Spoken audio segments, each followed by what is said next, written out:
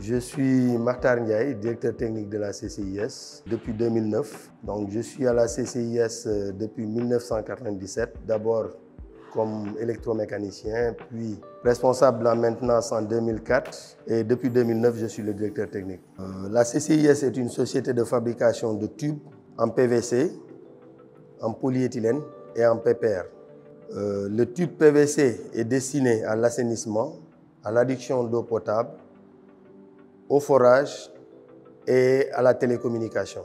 Le tube PE aussi est utilisé pour la même chose, télécommunication, assainissement et aussi adduction d'eau potable. Le PPR aussi est utilisé pour l'adduction d'eau, mais en milieu tertiaire, c'est-à-dire dans les immeubles et les maisons. Donc la CCIS a démarré en 1972 avec une petite ligne Bosano qui faisait à peine 60 kHz et un diamètre maximal de 100. Je crois que vous avez aperçu la petite extrudeuse à l'accueil. Donc c'est elle la mère de l'usine. Donc on peut faire aujourd'hui du diamètre 20 au diamètre 630 en PVC comme en polyéthylène. Et en polyéthylène annelé, double paroi, on va jusqu'au diamètre 800. Donc comme je l'ai dit, on a démarré très petit avec une ligne. Ensuite, vers les années 74-76, on est passé à 3 lignes. Le vrai boom s'est fait vers les années 97 avec le projet Sonatel Action 2000. C'est là qu'on a senti la nécessité d'augmenter notre capacité. Donc en PE et en PVC, on peut faire jusqu'au diamètre 630, en PPR jusqu'au diamètre 160. On fait du tube forage.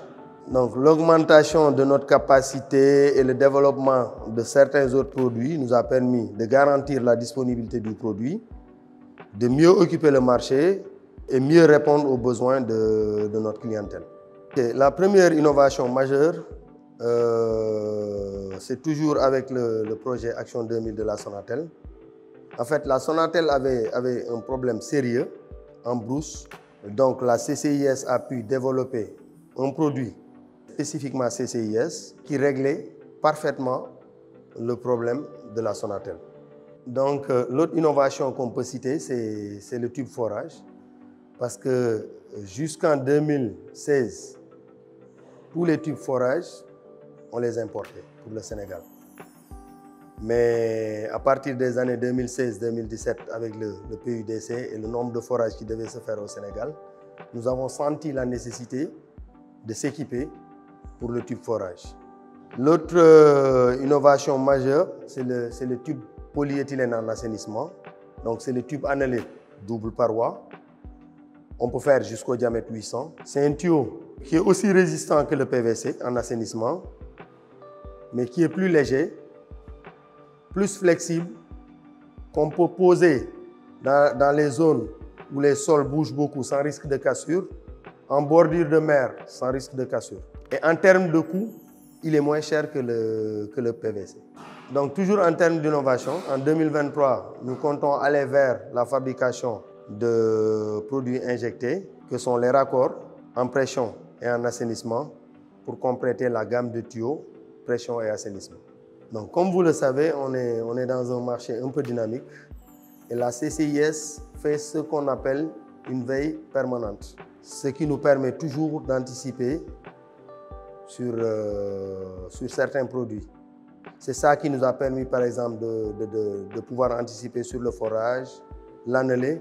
Aujourd'hui le PPR, qui est un parfait substitut du PEX Alu, qu'on utilise dans le bâtiment, qui est un produit très léger, très compétitif en termes de coût et qui a plus de longévité, donc moins de risques de fuite dans les bâtiments.